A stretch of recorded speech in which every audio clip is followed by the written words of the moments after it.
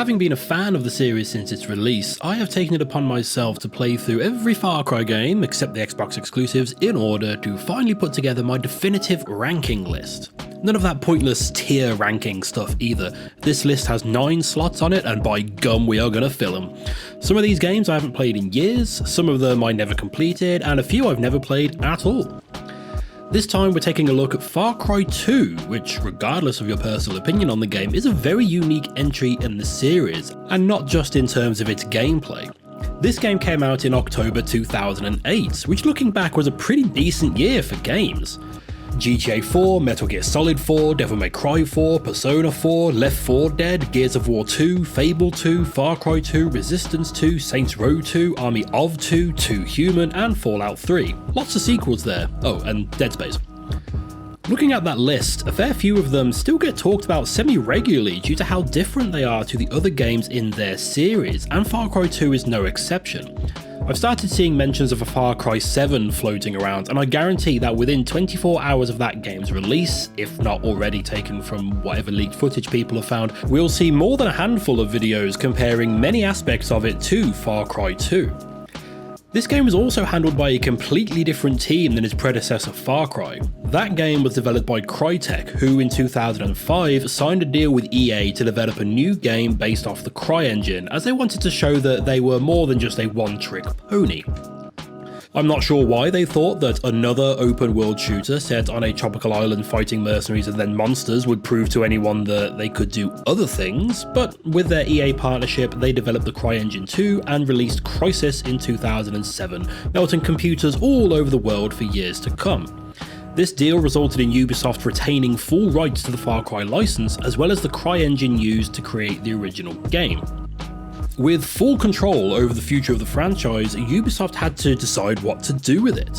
The tropical island setting had become more popular since the release of the first game in 2004, so that once unique aesthetic would no longer allow them to stand out from the crowd. According to the foreword in the concept art book that came with the collector's edition for Far Cry 2, they decided that this game world should be more realistic, so no more mutants. Apparently they looked through several settings, such as South America and the Australian outback, before eventually settling on Africa. According to this book, the reason for this is that, quote, few if no other setting can stir up the primeval instincts buried deep within all of our layers of civility. I'm not sure any of that comes across in the game, as it's mostly people shooting you on sight. The collector's edition also came with a making of DVD, which disappointingly consists of an incomplete documentary about the art and sound department research trip to Kenya. Far Cry 2 is set in a fictional country that I don't think ever gets named, though it is heavily inspired by Kenya and its neighbouring countries. They also decided against trying to create a narrative sequel to Far Cry and instead focus on reinventing the franchise, so we never get to find out the true extent of Project Far Cry or what Doyle was talking about before Jack Carver shot him in his stupid face. You don't understand. They sent me. They're always watching. You can't change this. You can't change the future. Probably not, but I can make sure you're not a part of it. Stupid bastard. Leaving this game to be a clean slate with absolutely no connections to the previous one. And before anyone starts commenting, actually the Jackal is Jack Carver, I'll get to that later, but no, he's not. With this clean slate, the team at Ubisoft Montreal, whose other games include Assassin's Creed, Prince of Persia, Splinter Cell and Watch Dogs, decided to focus on making an immersive open-world first-person shooter experience. There's a great post-mortem article written by the game's creative director Clint Hocking that I found on Game Sutra, which was originally published in the March 2009 issue of Game Developer magazine. Here he talks about them wanting to create a fully open 50 square kilometer world with no loading screens, with dynamic and destructible environments with realistic fire propagation effects. Apparently Far Cry 2 was supposed to be a PC exclusive until they were convinced that the current generation of consoles could handle it, and they soon started working towards a simultaneous launch on PC, Xbox 360 and PS3. I bought into the hype and got this game on day one and treated myself to the collector's edition, which comes in this pretty cool box. Inside the box was a copy of the game, which apparently is becoming an increasingly rare inclusion in collector's editions these days. That concept art book and disappointing making of DVD I mentioned earlier, a map/poster of the game's 2 maps and the player character option used in all the promotional material, and apparently it came with a t-shirt, which I vaguely remember but either lost or threw out over the years. Before we go any further, I do just want to stick an obligatory spoiler warning in here, though I really wouldn't worry about that sort of thing, as I don't think you should be playing this game for the narrative. It certainly has a unique vibe to everything, but what bare bones story is here is just something that exists to excuse the fact that everyone is trying to kill you all the time, and gives you some sort of underlying motivation for progressing with the game. I've seen plenty of people compare the story here to Heart of Darkness, but I've played that game and I can't see any similarities to this, so I don't know what people are talking about. Also, that game came out in 1998, and people claim that Apocalypse Now was inspired by it, despite that coming out in 1979. God, people really are stupid. It's also worth noting that I don't consider myself very media literate, so I may have missed some deeper meaning in amongst the rapid-fire dialogue. Like, I can figure some things out, like I knew Starship Troopers was a satire of fascism. I mean, those uniforms kind of make it obvious. But I do think that maybe people looked a bit too closely at this game and assumed that the technical limitations Clint discusses in that post-mortem article were actually deliberate choices made to create certain emotions. It's like the final episode of Breaking Bad, where people were going mad trying to figure out why Walt leaves his watch on top of the phone box, and Vince Gilligan later said that they only filmed that because they'd already filmed future scenes where he isn't wearing a watch and they needed to prevent a continuity error. You start Far Cry 2 by selecting one of 9 mercenaries to play as across the next 10 or 15 hours or so. These chaps vary in their nationalities, ages, and backgrounds, be that ex-military or freedom fighter/terrorists, depending on whether you agree with them or not. And importantly, none of them are from this fictional African country, or even from Africa at all. None of them are women either, which is weird because as 3 female buddies you can encounter, you just can't play as them. I think the reason for this is the limited animation resource that caused other problems with this game, but I'll go into that in a bit more detail later. Whoever you choose, you are playing as a foreign gun for hire being sent by someone, it's never actually stated now I think about it, to this fictional African nation that is currently embroiled in a civil war being waged by 2 groups, the United Front for Liberation and Labour, or the UFLL, and the Alliance for Popular Resistance, known as the APR. The country is cut off from the outside, with someone, I guess neighbouring countries maybe, stopping people coming in or out, essentially locking everyone in until they all kill each other or learn to get along peacefully. However, a gun runner called the Jackal is supplying both sides of the conflict with weapons, and your mercenary of choice has been sent in to take him out. Your choice of character has no impact on the game, only affecting what your arms and legs look like and which other characters you can bump into along the way. I went with the Irishman Frank Builders, purely so that I could pretend that the malaria attacks were actually sunstroke caused by being that pale while running around Central Africa without any sun cream on. The game properly kicks off with you in the back of a taxi, being taken from the airport at the border to a hotel in the nearby town. Along the way, the taxi driver tells you what's going on, that most civilians have already fled the country, but now the borders are closed to everyone, unless you've got some spare bribe money or you know the right people. He talks about the foreign mercenaries, people like you, coming into the country and taking everything, leaving the locals with nothing. You get stopped at a checkpoint while you get stared at menacingly, and the driver bribes the guards with beer, which gave me flashbacks to a similar instance I had in Pakistan a couple of years ago. We didn't have to bribe anyone, and certainly not with alcohol, but we got shouted at to stop after driving through a checkpoint when they spotted my very white self in the back seat. I had to show them all my documents and plane tickets and such.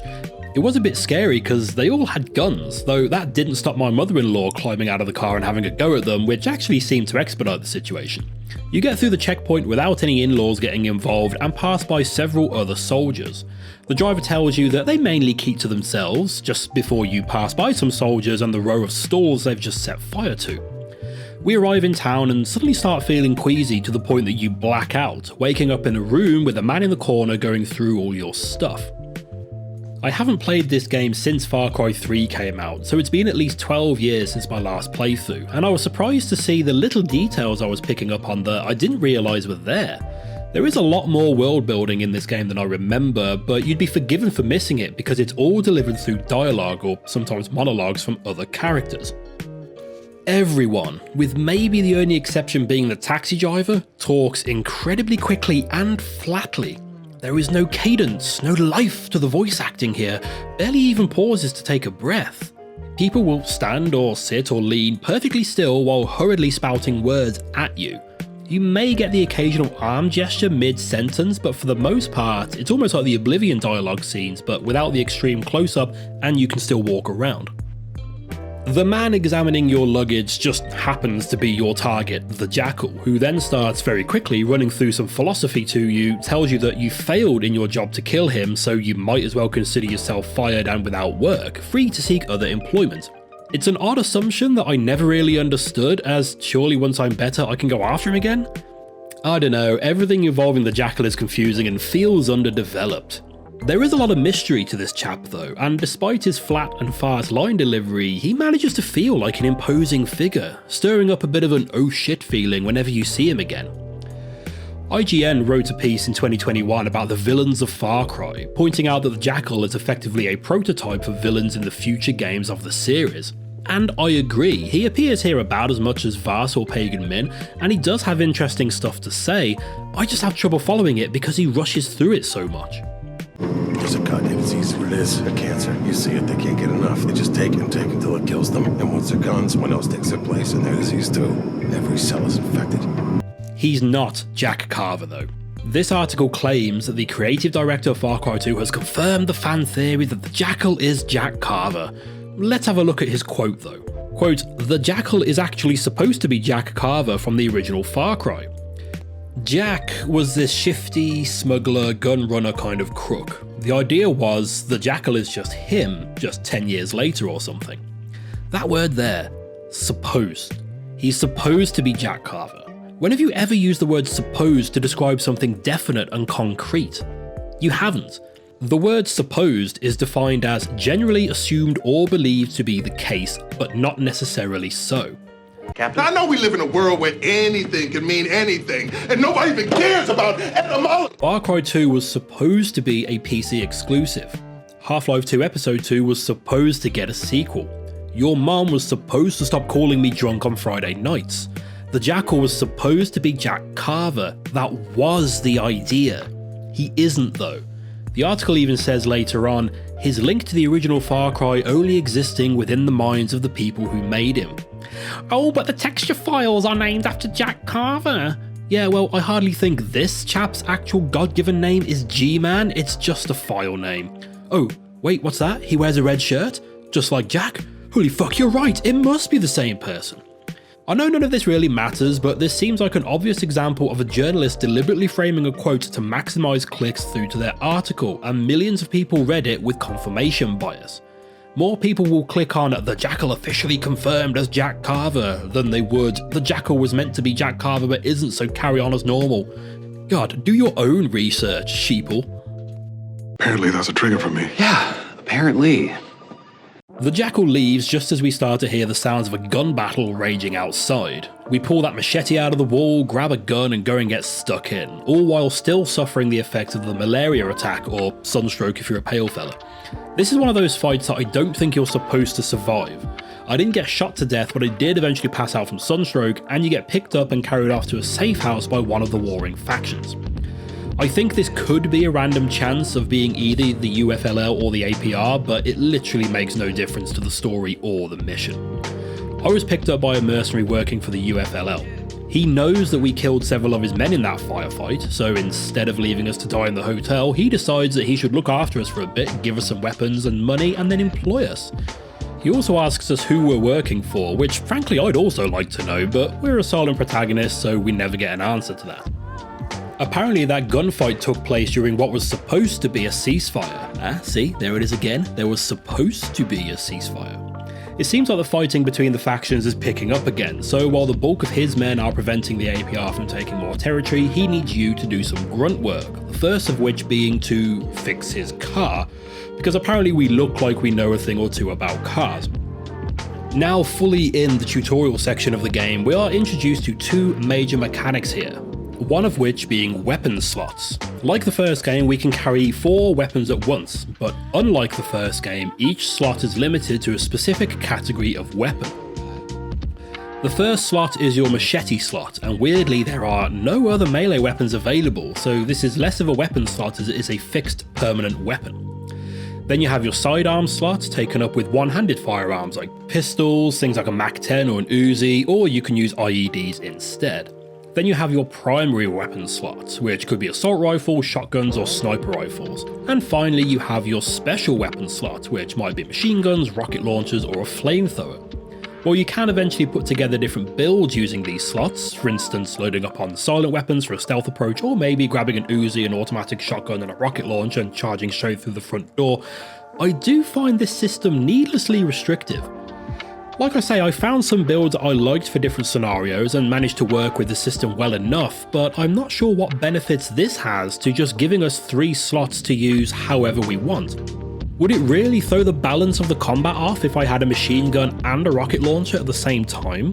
Again, this doesn't ruin the game or anything, but when they talk about their open world with their range of weapons and tell you that it lets you approach situations in whatever way you like, this restriction on weapon categories adds what I think is a needless weapon restriction. We don't have to worry about that yet though, because at this stage we only have 1 weapon per slot, that being a pistol, an assault rifle and a rocket launcher. We also have a ratchet, which is going to come in handy with the second mechanic introduced here, which is fixing vehicles. At some point in the history of this unnamed African country, a law was seemingly passed that required all vehicle issues to be solvable by tightening one specific bolt near the engine, and mandated that this bolt be a universal size. Whether it be a little boat, a quad bike, a licensed jeep for some advertising money, or a huge transport craft, tightening one bolt will get that vehicle fixed up like new once again. I'm not actually complaining about this, I just find it quite funny. A rocket could go off right next to your vehicle after you've just crashed it into a wall at high speed. Thick black smoke starts billowing out from under the bonnet, which may or may not have been ripped off at this point, but just keep tightening that one bolt and it'll be good as new again in no time. I guess another way to go with this would be to have other things go wrong with the vehicles, but then you'd have to figure out what was wrong with it and where you needed to stand to start the animation, and that's suddenly gone too far in the wrong direction. I like this system overall as it means you can't just make a quick getaway in a shot up car because it may fail to start a couple of times, or it can slowly crawl to a stop while you're trying to outrun someone, and you can't just pause a gunfight to fix the problem. You need to make sure no one is shooting at you before you fix it. It can also create unique story moments for yourself, like if you're frantically trying to fix the vehicle as a wall of fire slowly creeps towards you, burning the grass around your ankles just as you finish in time to outrun the blaze, like a scene from Volcano or something. After we fix his car, the irrational UFLL man gives us a call and tells us that there's a small outpost down the road that he wants cleared out, and we are introduced to the fairly infamous map system. I really like this because you literally pull up your map and have a look at the routes you can take. Your location updates in real time so you can never get lost, and road signs at junctions will be lit up in either red, blue or yellow depending on the objective. It's a method of navigation that I appreciated and enjoyed here, much more than having a line on a mini-map to follow in real time. We kill the guards and unlock our first safe house, and I encountered my first bug with the game. In the graphics menu on the PC version, you will see an option for which version of DirectX you want to use. I've since learned that there are several issues with the DirectX 10, one of which being that the majority of phone calls you receive throughout the game will not play their audio, leaving me feeling pretty lost and having to look at my objectives in the pause menu to figure out what's going on. I didn't knowingly encounter any other issues with using this version, but simply swapping to the DirectX 9 version fixed my issue and hopefully any others that I didn't know I was encountering. Over the course of the game, you'll end up unlocking safe houses all over the map, and these let you save your game and also have a bit of a kip to progress the time of day. Generally speaking, stealth is easier during the night, but enemies are also harder to spot too, so swings and roundabouts and all that. Your mate gives you another call and tells you to scout out an APR stronghold down the road, so we follow our trusty map again and head over there to have a look and be introduced to Far Cry 2's tagging system. With your map equipped, you hold down the right mouse button to bring up a monocular, which will allow you to highlight points of interest on your map, such as enemy vehicles, ammo crates, medicine boxes, and explosives and fuel storage, all things which you can use to either replenish your various ammo types or healing items. You can't tag enemies though, you just have to look around as much as you can and try to remember where they are. After you tag something, you'll get another call telling you that they have a foreign mercenary held captive there and maybe you should go rescue them. I'll talk more about the combat later, but this section introduces the scenario which will play out in different arenas for the rest of the game. An outpost full of enemies with an objective of some sort. It could be a person to kill, a person to save, something to collect, or a specific item to destroy. We clear the outpost, rescue the foreigner, who will be one of the other characters you didn't choose to play as, or one of the 3 women buddies, and they tell you that if you come and meet them at the nearby bar, they will help to hook you up with medication for that nasty sunstroke. You return to the slightly odd UFLL chap who tells you that diamonds are the only currency worth working for in this country, as actual money is worthless, and he tells you that there just happens to be a case of them lying around that you can help yourself to. He then suggests that you can get more work from the UFLL from their headquarters in town. Diamond cases can be found all over the map, and you'll know you're near one when the light on your GPS, which luckily every vehicle in the country has equipped, will start blinking. The faster the blinking, the closer you are. If the light stays on, that means you're looking directly at it. The handheld GPS you use with your map also has this light, and cases of diamonds will have a varying amount in them. Sometimes just the one, but I think I once got one with 3 whole diamonds in there. There are 221 of these cases scattered around, so collecting them all would leave you with a tidy sum, but that would take way too long. The best way of earning money is doing work for the 2 factions, and our man has just told us where we can get some of that. But I'm still suffering from malaria, so we should probably look into sorting that out too. Never mind, man, I'm not gonna fight an invalid. At this point, the game world opens up. The tutorializing is pretty much done. We know how to shoot people, how to find diamonds, how to get around, and a prompt told us that we now have a best friend. Oh, friend! This whole find and kill the Jackal thing gets completely forgotten about for the next few hours, as we just start taking odd jobs from pretty much anyone offering them. We don't seem to be trying to get any information on this chap, so I'm left confused as to whether we are still looking for him, or if all it took was for our target to tell us that we can't kill him and should give up trying, and we just do that. With no clear long-term objectives, that leaves us with the various mission types for us to complete and start earning money to buy new and better equipment. The most obvious source of employment are the UFLL or the APR, who both have their headquarters on opposite sides of the street in a town under ceasefire. You cannot use your weapons here at all. Well, not without everyone else in town opening fire on you anyway. I love the idea that the local headquarters of these 2 opposing factions in a civil war are just on opposite ends of a street from one another. I imagine them shouting insults at each other from their windows, watching them buy their lunch from the shops and loudly taking the piss out of their choice of meal deal combos. Oi, Bellend, what's that you got there? Egg and cress sandwich with a granola bar and sparkling water? Fuck me, mate, didn't know they had Waitrose round here. While I question the decision making of setting up directly opposite your arch rivals, it does make it incredibly convenient for us to get new missions. As the UFLL were the ones who got me set up, I started working for them first, doing all of their missions until they ran out, and then I strolled across the street and did some work for the APR. They're all bastards round here anyway, so there's no guilt.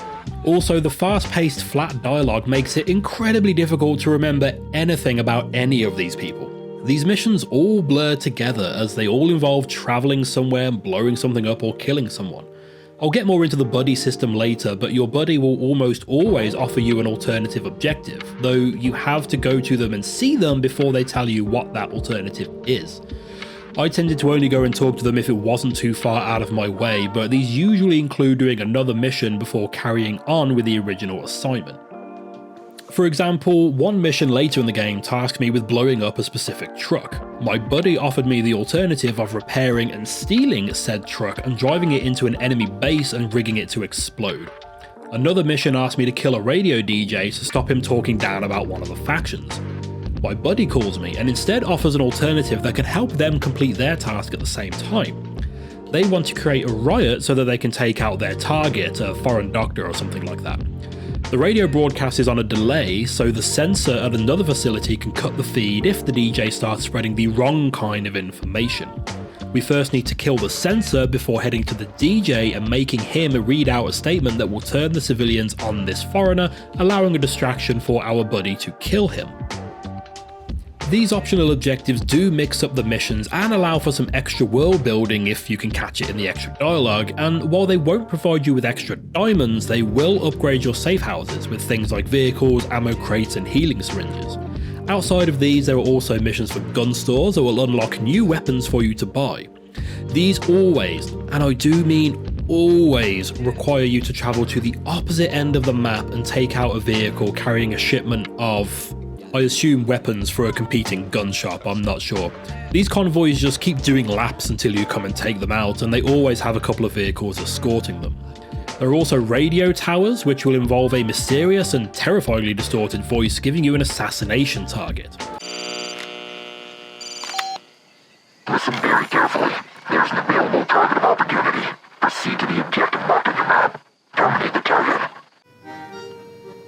Hello? I only did a couple of these, and one of them required me to take out someone inside a ceasefire zone, which certainly presented a different challenge. One which could be overcome by running away quickly, but still it was different. Then you have the resistance missions, which grant you medicine to keep that malaria/sunstroke under control. When you meet your recently rescued roommate at the bar, they will point you towards a reporter who can hook you up with some medication. This chap gives you a wad of passports and tells you to take them to a priest in town in exchange for some pills. He also tells you that he once interviewed the Jackal and recorded it onto several tapes. This was back in the days before you could upload to the cloud, you see, and the local militias have confiscated these tapes for some reason. He asks you to find them around the world and return them to him. These can be found in the same way that diamond cases can, and they automatically play when you pick them up. These are pretty interesting and do add more to the mystique of the Jackal, but there's a seemingly common bug that I failed to find a fix for, where after the second or third pickup, each tape will play the same recording. I heard the same story about the Jackal seeing a child with a shotgun eyeing up the shoes of a man he's just shot to death. A harrowing tale, sure, but when I first heard it on this playthrough, I wondered why I remembered so much of this little snippet despite it being so many years since I played the game. And then eventually I realised it's because I heard it so many bloody times during each playthrough. There may be a fix out there by now, but I didn't really look too hard because they're all on YouTube to have a listen to whenever you want, which I do recommend because, again, the Jackal is, or at least was supposed to be, a really interesting character, and I feel like they just failed to realise that within the game. I once heard a brief description of Far Cry 2 that I think pretty accurately explains why this game is so fondly remembered and talked about to this day. While I can't recall the description verbatim, it goes something like, Far Cry 2 is a series of separate systems and mechanics that regularly overlap each other. The main way the player interacts with this world is by shooting people, and luckily, at least in my opinion, the shooting here is pretty damn good. So, let's talk about guns. Roll the montage.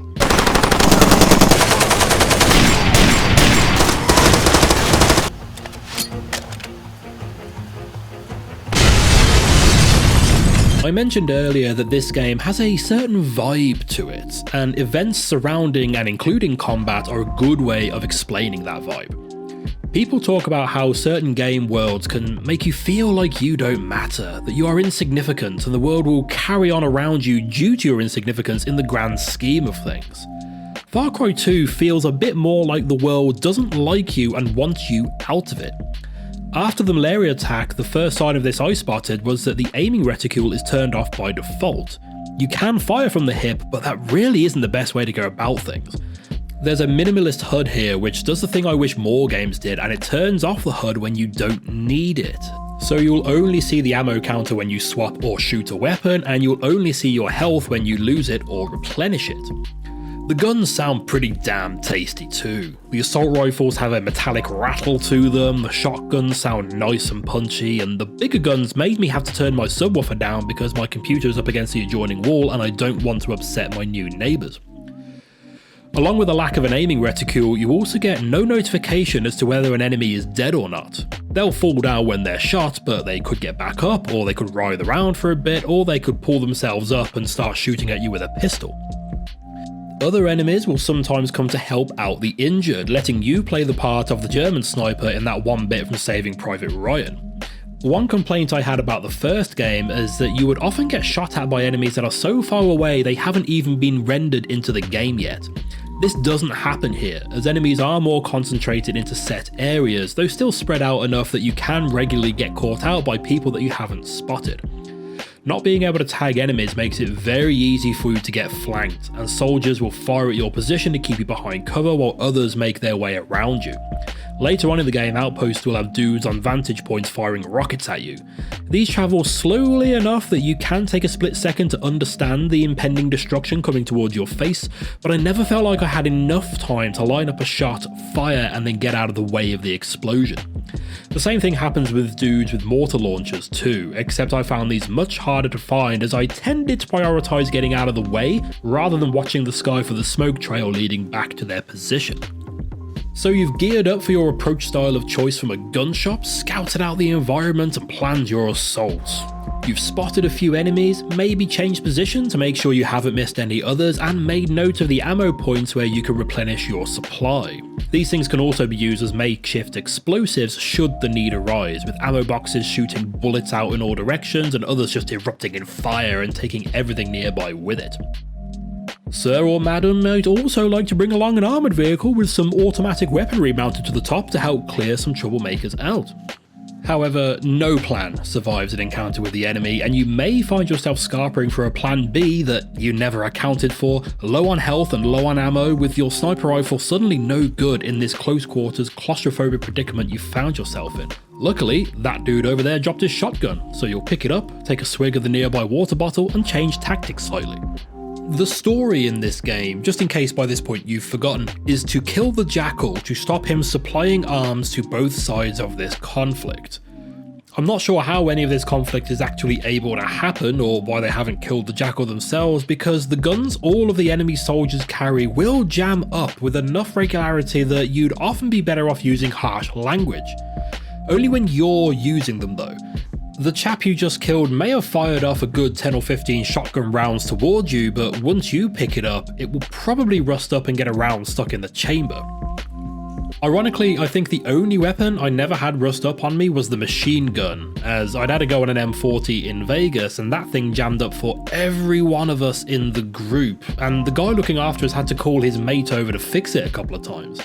I didn't need to tell that story, I just wanted an excuse to use this footage from that one time I fired proper guns.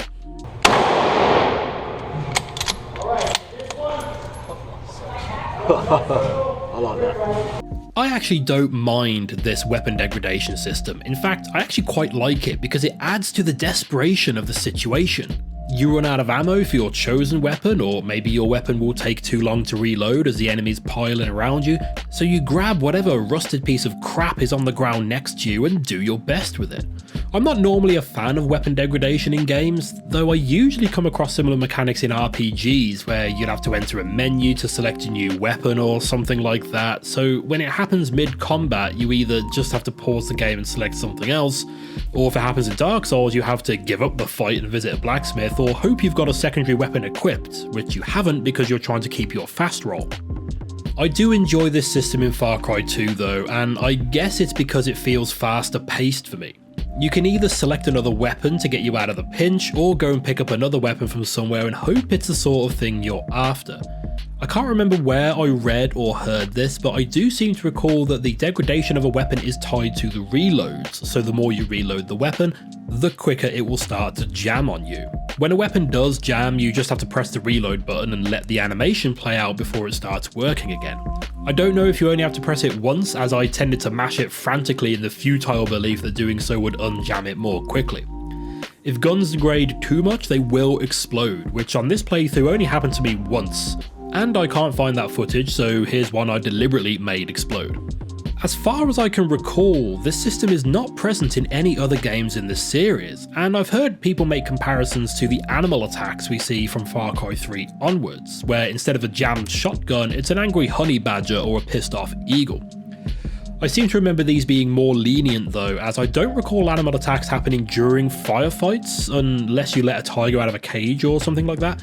It is a shame because I feel like it adds to the chaos and creates memorable scenarios for you to successfully fight your way out of, or die and start the fight again, which comes with its own issues, particularly on consoles, but I'll come back to that later.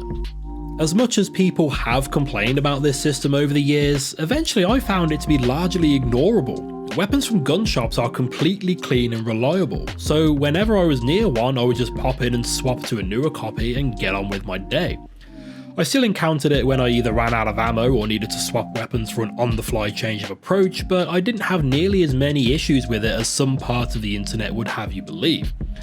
I actually found it quite funny when in the last mission of the game, which has you moving through large areas that are perfect for sniping, my sniper rifle started to jam, which just happened to be just as I was lining up my first shot. At least twice I scouted the enemies, picked out my target, waited for the perfect moment, and click, jammed, start again. Another system which might affect your ability to shoot people is that old malaria problem. Seemingly randomly throughout your game, the screen will glow yellow and you'll start wobbling around. You just press the heal button to pop in a pill and it all goes away. There's no way of knowing how many pills you have left, but when you take your last one, you'll clearly see that the bottle is now empty.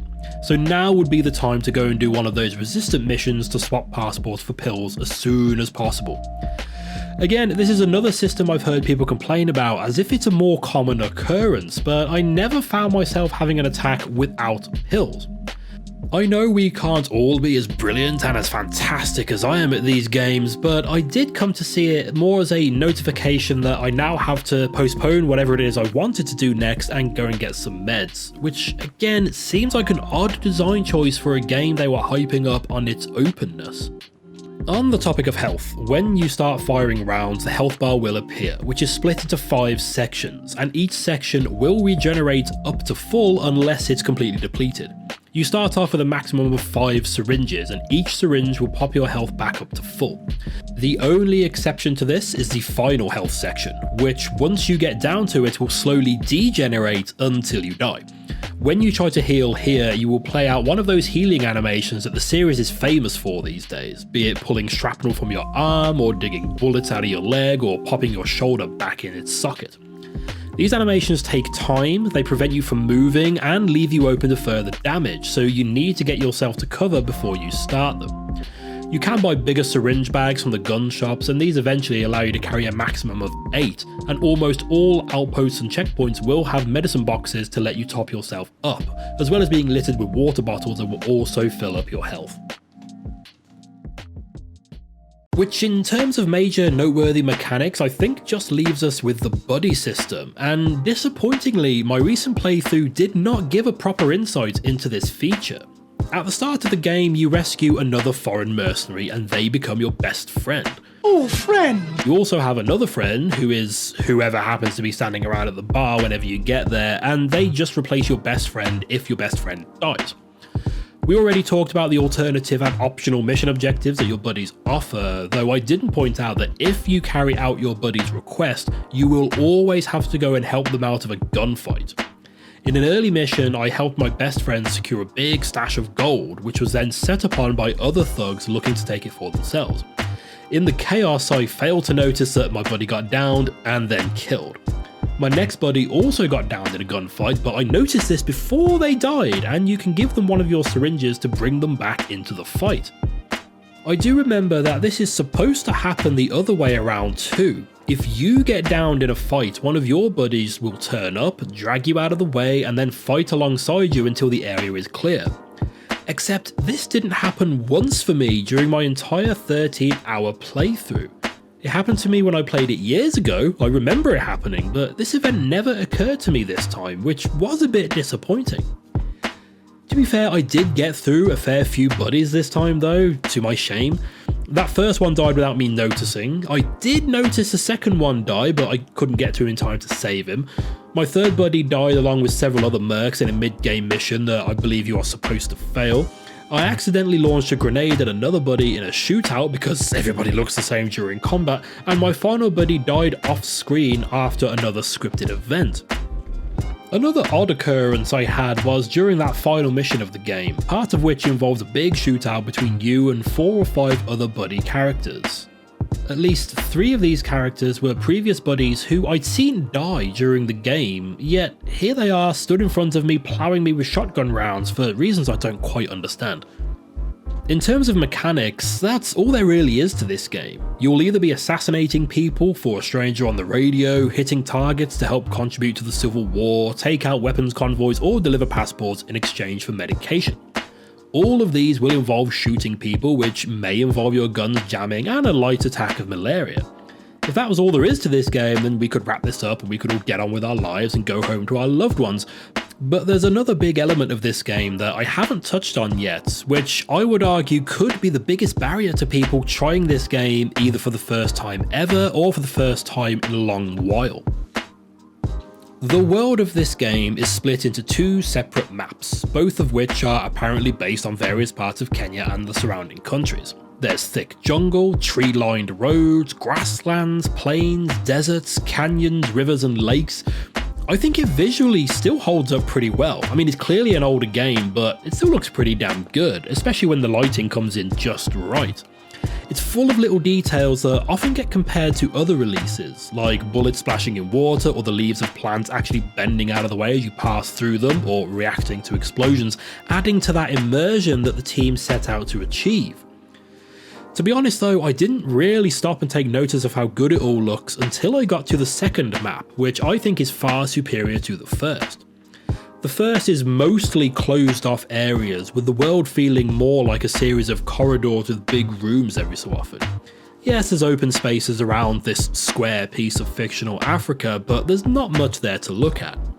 The second map is similarly shaped, and again the main town is slap bang in the middle, but it just has so much more variety and details in more places. It also features much more, I guess you could call it environmental storytelling, or maybe set dressing or something.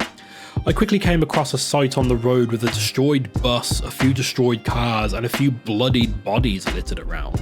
You'll find similar sites scattered around this map, driving home the hostility of this place and building into that narrative that they quickly seem to give up telling. The second map also provides many more open areas and has more wildlife running around as well.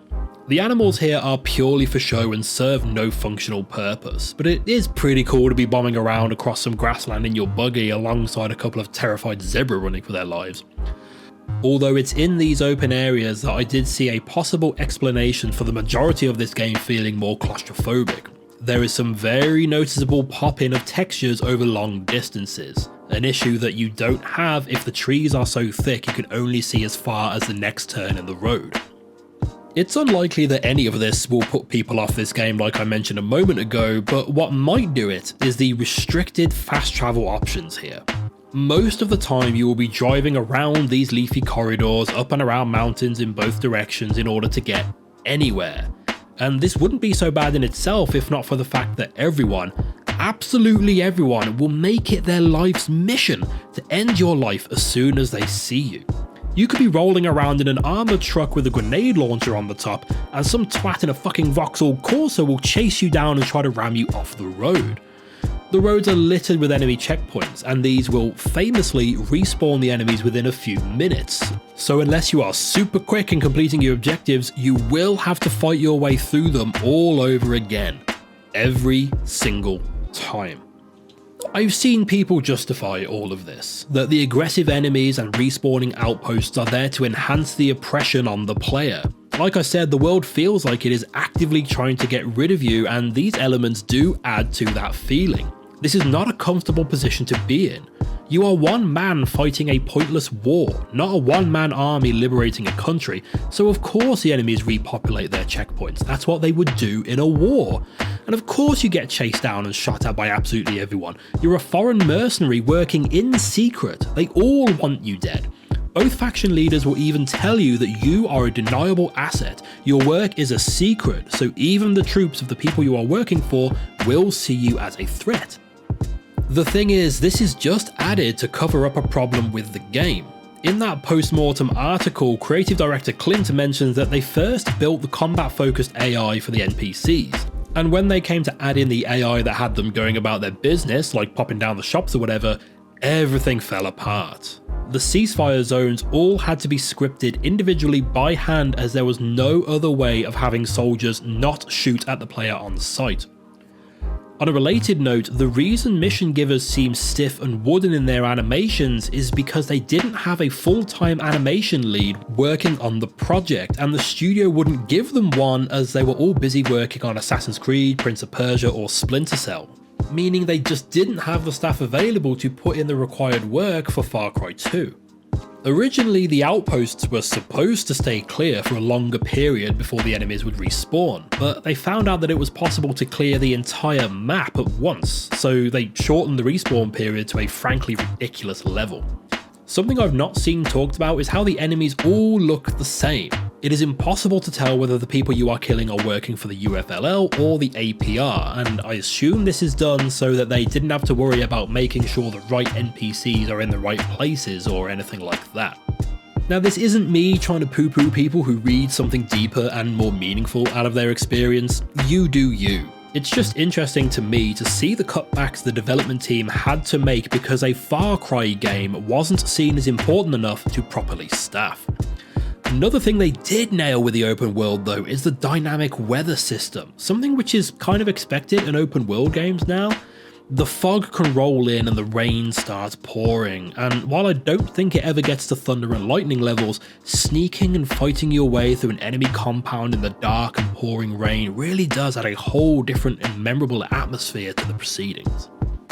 While open world games weren't exactly new in 2008, they were in still somewhat an experimental phase, and the maps we have in Far Cry 2 almost feel like a bit of a halfway point between linear levels and open world environments.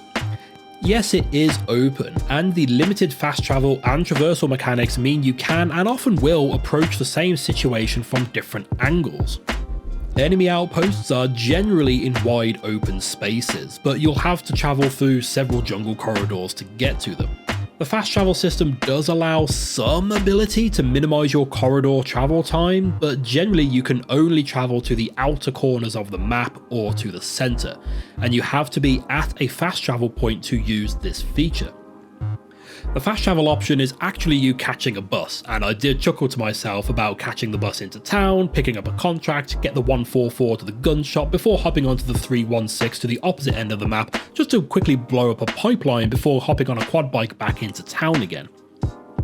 Like I say, the second map is more open and does offer more opportunities to cut corners between roads and around enemy outposts.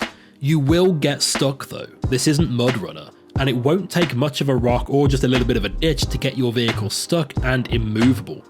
You can flip an overturned car over, but you won't get it out of that ditch, not without getting the AA or the RAC out here. Annoyingly, there will be some parts of your map which look like a route, but just aren't, or they are, but only from one direction.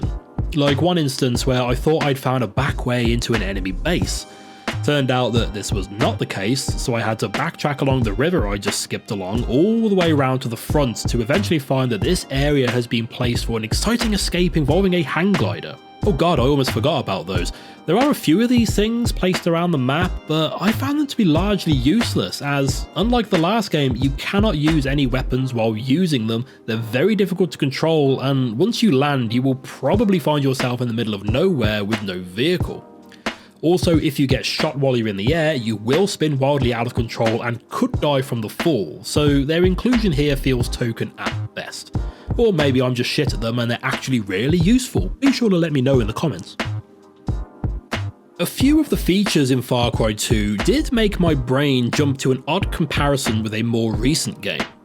Can anyone else think of another game set in a big open world with incredibly limited fast travel, that also requires you to make sure your guns are clean and has extensive animations that you have to regularly sit through, and at times the world can feel hostile and uncomfortable to be in? That's right, Red Dead Redemption 2, of course. I'm not at all suggesting that Red Dead 2 was inspired by the violent commuting of Far Cry 2, but there is another game that has a focus on immersive details that are fairly polarizing to the point that some people would loudly defend it, whereas others will be put off playing it altogether. The narrative structure also reminded me a bit of the original Assassin's Creed. In that game you had 9 targets to kill, and each time you killed one you had to go back to the same place and get your next mission. It's similar here, except you're only after one person, but you do have to keep going back to the same place again and again to get more missions to kill more people. I don't think Ubisoft had properly started merging ideas from their various open world games yet, but I do imagine we'll spot a few crossover features in Far Cry 3 at least. Overall, I enjoyed my time with Far Cry 2. The combat is tense and unpredictable in all the right ways, and the objectives are varied enough to avoid becoming too repetitive. The traversal though can quickly become tedious, especially when you have to keep stopping to kill people that are chasing you, then repair your car, and then carry on again. But that tedium is required to get you through to the combat, which again I think is worth playing this game for. I do feel for the console players though, as you guys can only save your games at places like safe houses, gun shops, and faction HQ buildings. There was one mission where I caught the bus to visit my buddy who wanted me to visit a crash site and steal a warhead. I saved my game at the bus stop but forgot to save it at her safe house, so when I died during combat, I had to carry out that 5-minute back and forth commute again. And guess what? I forgot to save there again because I'm shit, and then I died for a second time. Then I remembered that quick saving is a thing on the PC, unlike in the last game, and kept on quick saving at key points to limit the amount of backtracking. This also made me try some different tactics too, like giving myself a sniper rifle and leaving my car out of the way to sneak up onto the hill to get a good vantage point, which kinda reminded me of that bit in Better Call Saul. So the gameplay is great with some annoyances in between the good bits, but the narrative still sucks and is confusing. Halfway through the game you meet the Jackal again, who saves you from a sandstorm and starts to seem concerned that maybe all these angry people with guns are not the best thing for the innocent civilians. On a mission to retrieve diamonds to be offered as part of a peace treaty, we find the members of the UFLL killed by the Jackal, who then jumps us and tells us that the factions only want peace so that the rest of the world will stop paying attention to them and they can get on with the quote raping and pillaging. He then steals the diamonds and knocks us out after telling us that we will be blamed for all of this. We wake up in a prison where my latest buddy seemingly gets killed off screen, and we escape to learn that the UFLL is under new leadership and they want you to kill the APR leaders. Then someone else in the UFLL wants to take over, so sends you to kill their new leaders, and then some random dude who works for the APR wants you to take out the new APR leaders so they can take over. Near the end of the game, you save that journalist friend from earlier at an airfield, and he tells you that the APR and the UFLL have now joined forces, which he also thinks is a bad idea as it means that they have full control over the population that they have generally been pretty shitty to, and he tells you that there's an uprising taking place over at the prison that we just escaped from, and that the Jackal is responsible. We head over there to find an empty prison yard with the Jackal just standing there, looking menacing. Can I pull up my rifle and kill him to finally complete my mission? No, we're buddies now, or something. He confirms that the UFLL and APR have joined forces and tasks you to, you guessed it, take out their leaders. Again. He also sends you to collect some diamonds so that he can bribe the border guards to let the civilians out, leaving only the militia soldiers left in the country. He compares this to quarantining a disease so that it can die out, making it seem like instead of profiting from this situation, he is now trying to end it. Anyway, we silently accept all of this and head out into a linear area only accessible during this section of the game, and it's that bit with the open areas perfect for sniping that I talked about earlier. We work our way through these large areas before being greeted by a buddy that I haven't met yet, but my pause menu tells me is my best friend. He calls you over to him because he's found the diamonds, and we then hear a voice urging him to shoot us, and out walks the second buddy I had that died hours ago. They all then start shooting at me out of nowhere, and after a few reloads and killing people I thought had already died, I was left standing with the diamonds. I wish this bit was explained, like why are they all teaming up against me all of a sudden, and how did they know about the diamonds? Anyway, we carry on to an enemy base and once again take out the faction leaders, and then keep yomping through the jungle until we find a hut with the Jackal in it. He tells us that the soldiers are still coming to stop the civilians leaving the country, and we have to hold them back. The diamonds we recovered are to bribe the border guards to let the civilians through, and he's planted explosives on a cliff to block the road and stop the soldiers from getting to the civilians. Fair enough, I'm on board so far, except he then tells us that no one involved in this whole situation is allowed to live, making cancer comparisons, saying that if anyone survives, including us, then it will all just start up again. Whoever detonates the explosives will die doing so, and whoever delivers the diamonds needs to kill themselves. I really don't get this angle. Why do we both need to die? Can't whoever delivers the diamonds just leave the mercenary life and go work in Morrison's or something? Again, the player character just goes along with this. Oh, we both have to die? Sure, I won't push back on this, no problem, just show me where to put the bullet in my skull. We haven't displayed any signs of empathy or guilt with anything else we've done, and we have done some abhorrent stuff during this game. We've destroyed medicinal plants just to stop other people making medication, we've cut off water supplies to towns and flooded mines to stop people making money, but sure, I'm happy to die to help out the civilians all of a sudden. You get to choose whether you deliver the diamonds or to set off the explosives, and what follows is a short combat scenario in the jungle. Whichever you choose, the same cutscene plays showing the explosion, and your journalist friend takes a photo of the huge group of refugees crossing the border to safety. We then see some text saying that no media outlets wanted to run his story, so he posted it all on his blog, and that the body of the Jackal was never found. Dun dun dun and all that. It's a really weird ending that could have worked if we had some actual characterization throughout the game. Hell, a bit of back and forth between the Jackal and us would have been nice. Have him convince us about how we need to die to save the civilians, rather than just us accept it. There's no story worth paying attention to for the whole game, and then the last 2 or 3 hours become back and forth of leader assassinations culminating in a suicide pact. It doesn't make any sense, and it makes for a very unsatisfying ending in my book. Or maybe there's a deeper meaning I missed, I don't know, please do let me know. So yeah, do not come to this game for a deep and thoughtful narrative, or even a coherent one. This does, however, still hold up as an open world shooter from a more experimental age, and one which still has arguably the best fire physics in gaming. Oh god, I completely forgot about the fire propagation. Yeah, it's awesome. A few Molotovs, an exploding vehicle, or even the backdraft from an RPG will set any dry grass on fire, and this stuff can spread quickly and unexpectedly. The most memorable instance for me was when I took cover behind a building on a series of wooden struts as a rocket flew past my head. I was focused on the dickhead with the rocket launcher in the distance and eventually took him out, and only then turned around to realise that the entire structure was on fire and I really needed to get out of the way. And that's what this game does. It creates stories unique to each player. It's a series of systems that all overlap at various times to create encounters that are unique to you and would be almost impossible to replicate. The unpredictability of the systems and the unreliability of your equipment will give you an experience that you will remember for a good long while, and I think that this is a big reason that the game is so fondly remembered even today. In my opinion, this is closer to what Far Cry 1 promised it would be. This is closer to an actual open world with plenty of options for you to experiment with, even if it is oddly limiting at times. And for this reason, I would rank Far Cry 2 above Far Cry 1, making it my favourite in the series so far. So with all of that now out of the way, we can start looking forward to Far Cry 3, the entry which firmly established the series as a heavy hitter and arguably changed open world gaming across the industry.